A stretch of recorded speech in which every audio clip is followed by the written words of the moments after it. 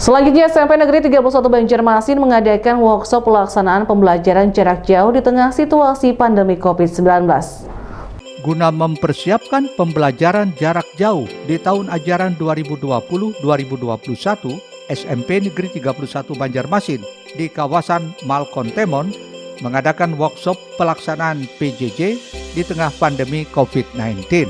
Dalam workshop tersebut juga hadir Kepala Dinas Pendidikan Kota Banjarmasin, Totok Agus Daryanto, yang ikut memberikan arahan tentang pelaksanaan PJJ.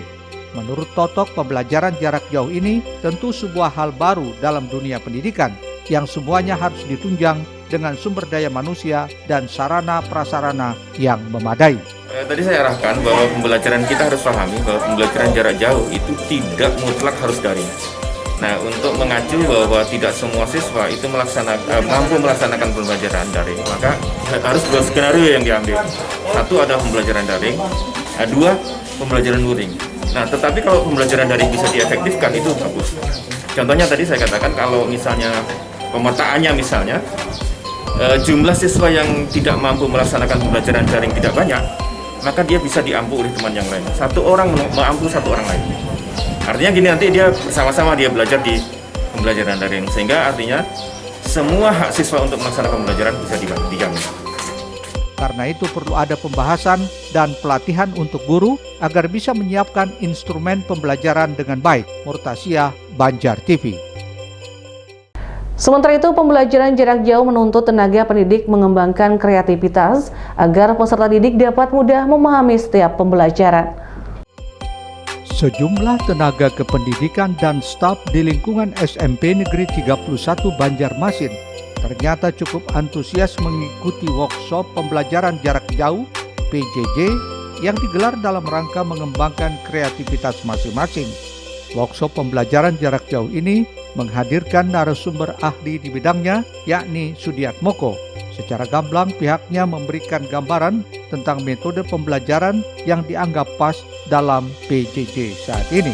Efektivitasan itu tergantung pada kesiapan satu, kemudian tergantung pada faktor mau tidak mau, suka tidak suka kita harus memikirkan juga faktor ekonominya, karena jika ada gawainya, jika ada gawai tapi tanpa ada kuota juga tidak bisa. Kemudian ada gawai, ada kuota tanpa ada jaringan juga tidak bisa. Jadi ada tiga hal itu yang harus saling terkait dan tidak bisa terpisahkan. Jadi efektivitasnya tergantung pada situasi yang ada. Apakah keadaan masyarakatnya bisa mengikuti, terutama di faktor ekonominya, kesiapannya, juga di bidang tenaga pendidiknya. Karena di era sekarang ini kan mau tidak mau, suka tidak suka, kita harus ikut perkembangan teknologi yang ada. Kalau dulu guru buku sebagai sentra, sekarang guru, buku dan teknologi menjadi satu kesatuan yang harus kita padukan.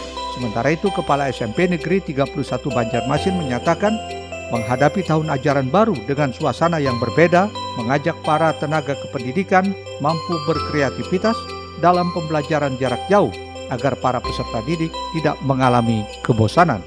Untuk hari ini kami mengadakan workshop PJJ SMP 31 yang untuk membekali para guru dalam pembelajaran daring ataupun luring nanti.